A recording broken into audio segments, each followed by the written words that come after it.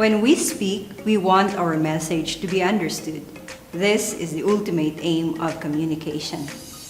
However, there are instances when miscommunication and misunderstanding occur. These are what we call barriers. Barriers to communication are varied, but they all have one effect.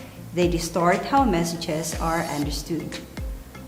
Today, you shall learn about the different types of barriers that lead to a breakdown in communication. But more importantly, you shall learn about the strategies that you can adopt or use to avoid these breakdowns. At the end of this lesson, you should be able to cite reasons why communication breaks, analyze communication situations, and suggest ways to avoid communication breakdown. I am Teacher Glynnis, and if you are ready, let's begin.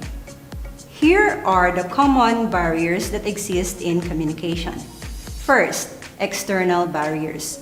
These are noise that come from the environment that disturb the correct interpretation of an idea, information, or message. Examples of this are people talking too loud,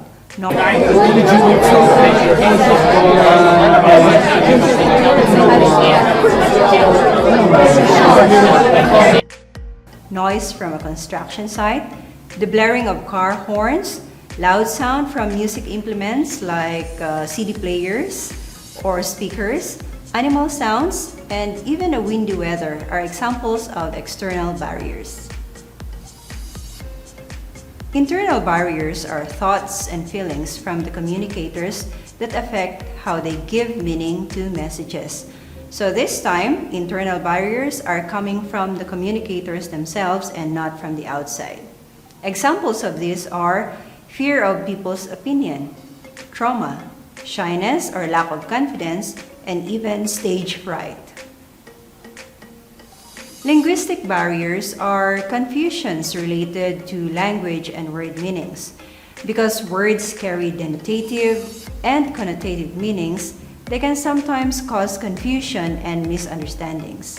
Meanings of words and symbols may also vary depending on culture. Examples of these are the differences in language, accent, and dialect, the use of jargon and slang, and even speech defects.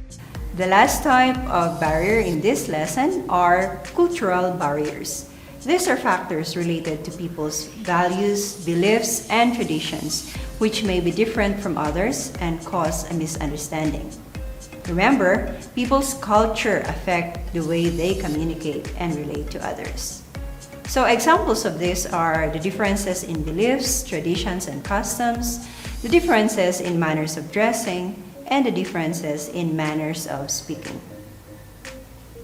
Now that you understand the kinds of communication barriers, it is time to know about strategies to avoid this. A noisy environment is an example of external barrier. For example, you are in an online class listening to your teacher's explanation when all of a sudden, your siblings enter the room laughing loudly and chasing each other.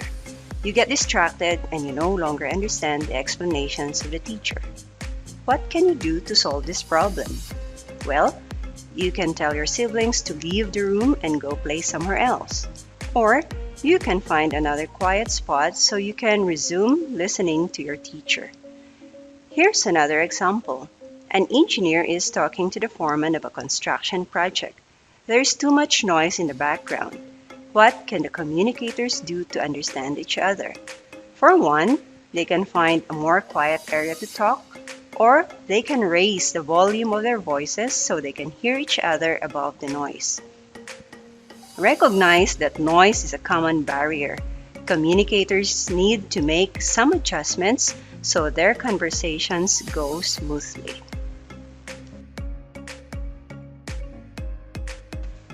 Lack of confidence is an example of internal barrier. Let's say you're asked to share a positive experience despite the COVID pandemic. You suddenly become speechless because you are shy. One solution to address lack of confidence may be to join organizations in school or in the community where you can share and develop your interests. Look for opportunities that will help you find your strengths and improve your abilities. Yes, this advice is easier said than done. But you have to understand that to overcome internal barriers, which are mainly your fears, you have to want to fight your insecurities or negative feelings. Other people can help you, but you need to take the steps towards improving how you deal with others.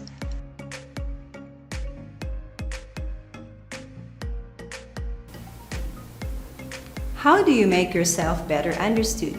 What can you do to avoid communication breakdown? Here are some tips that we can share with you. 1. If you are the sender or encoder of a message, you should be clear about the message you want to relay. Speak clearly and take care of your body language and tone. 2. If you are the receiver or decoder, you should listen to what others are saying with your ears and eyes. Be respectful and keep focused on the communication. Try your best not to be distracted by any of the barriers. Third, try to be more specific by giving facts, figures, and real-life examples. Also, be direct to the point while giving complete information. Fourth, be correct in grammar and information. Remember that how we formulate our messages determine how these are understood. So, if the grammar and content are wrong, then correct understanding is not achieved. And fifth, be aware of the barriers of communication and avoid them. Awareness lets you make adjustments to correct miscommunication or misunderstanding. To summarize our lesson today, keep in mind the following. Miscommunication and misunderstanding happen if we do not exert effort to overcome barriers. Barriers to communication can be avoided, but we need to be aware of them so we can apply strategies to correct or avoid this. Thank you for your attention. I hope you learned much today. As always, keep safe, stay healthy.